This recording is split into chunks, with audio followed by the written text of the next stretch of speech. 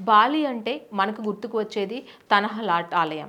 సముద్రంలో ఓ చిన్న కొండ లాంటి ప్రదేశంలో ఏర్పాటు చేసిన ఈ హిందూ ఆలయంలో ఎన్నో మిస్టరీలు దాగున్నాయి. చిన్న కొండపై శిలలను తొలచి ఆలయాన్ని నిర్మించారు. సముద్రం అలలు వచ్చినప్పుడు ఆలయం మెట్లు సముద్రపు నీటిలో మునిగిపోతాయి. అలలు వెనక్కి వెళ్ళగానే మెట్లు బయటపడతాయి. 16వ శతాబ్దంలో ఈ ఆలయాన్ని నిర్మించినట్లుగా చరిత్రకారులు చెప్తున్నారు. తనహల్లాట్ ఆలయం చుట్టూ సముద్రపు నీరు ఉన్నప్పటికీ ఈ కొండలోని ఓ గుహలో మంచినీటి బొగ్గ ఉండడం విశేషం.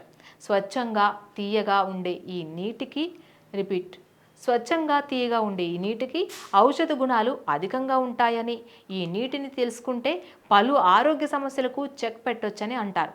అంతేకాదు, ఈ ఆలయంలో రహస్యంగా ఓ భారీ నిధి కూడా ఉన్నట్లుగా భక్తులు చెప్తుంటారు. ఈ నిధి విషసర్పాల కాపలాగా ఉంటాయని, నిధిని ఎవరు కొల్లగొట్టాలని చూసినా వారిని పరలోకానికి పంపిస్తుంటాయని అంటారు. రహస్యంగా ఉండే ఈ నిధిని ఇప్పటి వరకు ఎవరూ కూడా చూడలేదు. కానీ ప్రతి 210 రోజులకు ఒక మారు జరిగే పియోదలం వేడుక సమయంలో పాములు బొసగొడుతున్న శబ్దాలు వినిపిస్తుంటాయని, ఆ శబ్దం ఎక్కడి నుంచి వస్తుందో ఎవరికీ అంతు పట్టదని భక్తులు చెప్తున్నారు.